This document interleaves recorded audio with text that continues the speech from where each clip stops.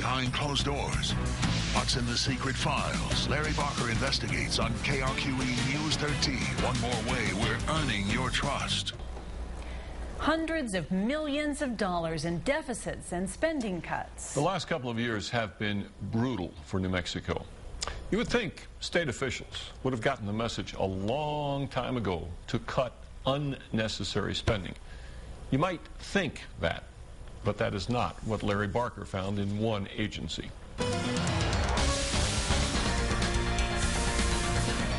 Here's some state property you've never heard about.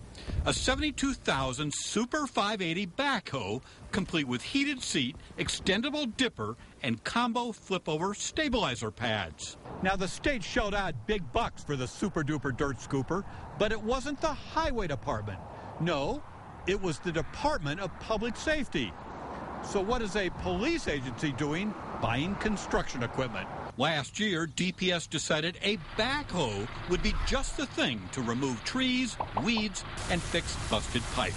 And even though DPS is right next to the highway department with plenty of backhoes, public safety wanted its own. Nobody questioned the expense. DPS just did it. Dr. Mike Meir is Deputy Cabinet Secretary. In light of the budget crisis, so you're comfortable with a purchase of a $72,000 backhoe for a police agency? At the time, yes, sir. I believe the justification was warranted, and it's been invaluable. Now, in the scheme of things, $72,000 is just a drop in the bucket when you consider DPS's budget last year exceeded $127 million. There are rules and regulations controlling government big buck items like million-dollar construction projects. But there is virtually no oversight for smaller expenditures, things like furniture, office supplies, and backhoes. Think about it. $72,000 here, $72,000 there. Pretty soon, you're talking about real money. Nobody questioned the $3,400 DPS spent on fancy chairs for Dr. Meir's private office. In hindsight, perhaps we could have brought in some other used chairs in there. If I'd had a crystal ball, I probably would have done things differently. Anybody think of calling over General Services and say, hey, you got some chairs for a conference table? Well, it's not uncommon for us to share furniture within the building. But you didn't do so in this case? No, sir, I did not. There are guidelines that the government must follow when they spend money. And the bottom line is this. Anytime a state agency writes a check for something, anything, the expenditure must be for a public benefit or a public purpose. The bottom line is that you need to consider this. It's not our money, it's the taxpayers' money. Mayor Larry Abraham signs all the checks for the village of Los Ranchos. It really is a no-brainer. I mean, this is the one part of government that should run like a business, that you should try to maximize your revenues, minimize your expenses, and try to save money. And, you know, many times, unfortunately, government doesn't work that way.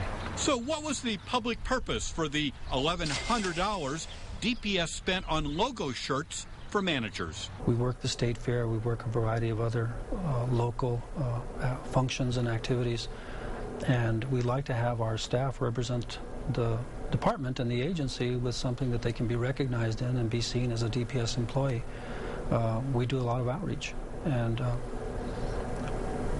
that was the justification for the shirts. And in the midst of a budget crisis, nobody questioned the $500 Dr. Meir charged to taxpayers for Studio 8x10s of Dr. Meir for display around DPS. How do you think the average guy out there in New Mexico feels about spending a couple $100 for Dr. Meir's picture on the wall?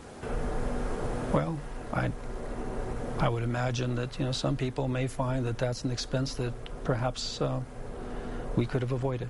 And it's not just pictures and chairs. Last year, DPS spent some $180,000 on unmarked police cars.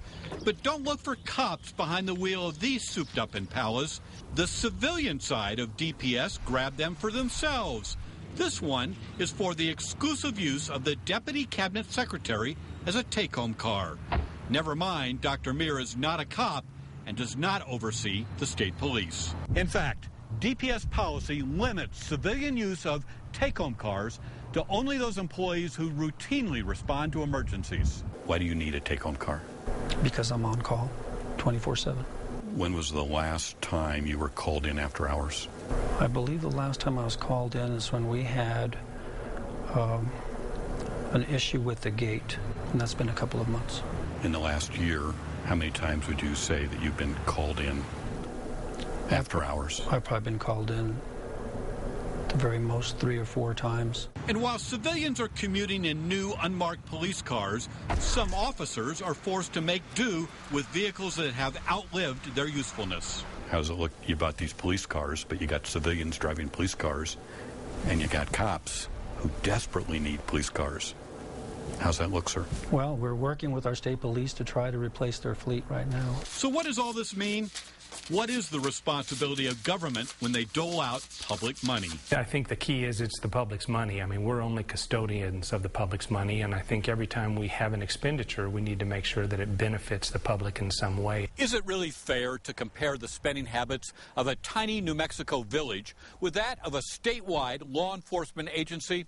Of course not. But the basic principles of public accountability are still the same, whether it be $5 or $5 million. In hindsight, some of the expenditures probably could have been dealt with differently, but I do believe at the time that we made the decisions and we made those purchases, they were made with the best information and the economics of the time. Larry Barker, KRQE News 13.